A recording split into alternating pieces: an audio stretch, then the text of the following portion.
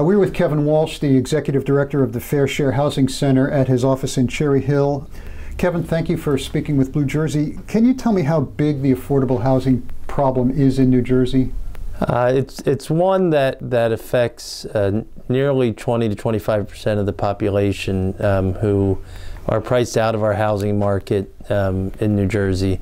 It affects 600,000 households throughout the state who pay more than a third of their income towards housing, which is a nationally recognized standard for how much a household should pay.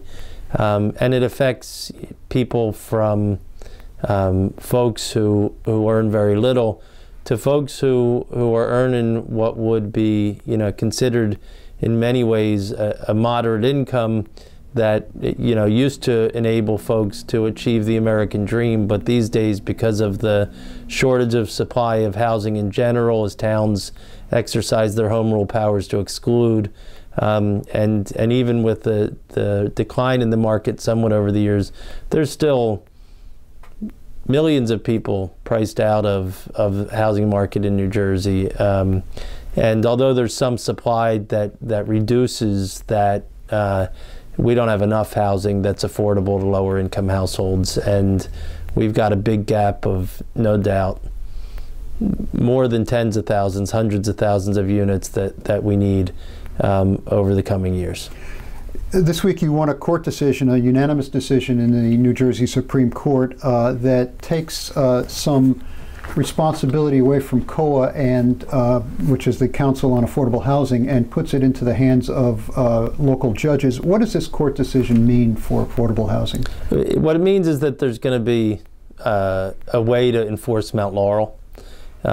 When the Christie administration and the Council on Affordable Housing declined to adopt rules that complied with the Supreme Court's order, it was not only a problem for housing, it was also a problem for the institutional role of the judiciary. And so this is a victory for the Mount Laurel doctrine. It's a victory for lower income households, but it's also an important victory for the courts, whose orders have to be complied with if our government's going to work as it's intended to. Given this decision, is COA still relevant at all in New Jersey? It's in effect out of business. We used to say that the lights were on, but nobody was home. The lights aren't on anymore. Now, this obviously is not the end of the quest for affordable housing. Where does Fair Share Housing Center go from here, and what work is left to be done? Where we go from here is to make sure that the court's order is complied with, which is what we've been doing now for about 40 years, and in one way or another.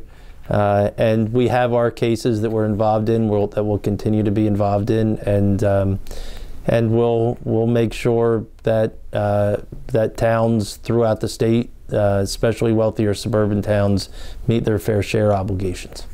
And if people who are listening want to get more information, what is your website? How do they get in contact with you? fairsharehousing.org is the best place to get us, and any general inquiries can go to fairsharehousing.org. Kevin Walsh, thank you very much. Thank you.